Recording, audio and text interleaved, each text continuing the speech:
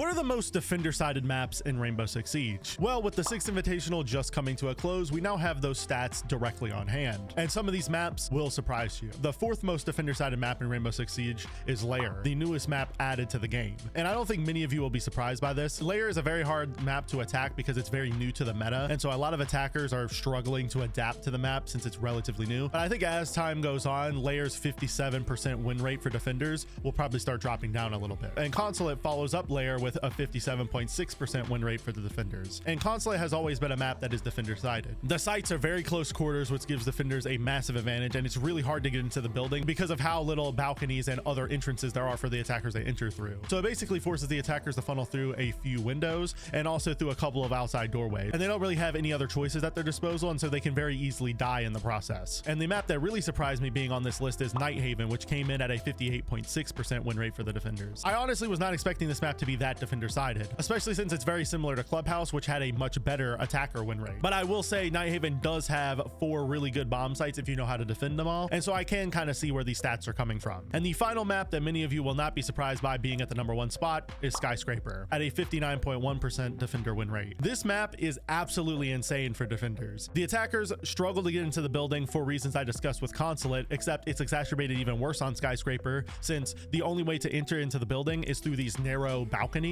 that the defenders can jump out on and get free kills. And they can also use their nitro cells to pick up free kills on you. And what sucks even more for the attackers is that the outside walls on this map are on those balconies, which means that if they want to play onto the bomb site using their hard breach utility, they're going to struggle and they're going to most likely die in the process from a run out. Now, this list was pretty surprising, but it did answer one of the most interesting questions for me personally in Siege, and that is,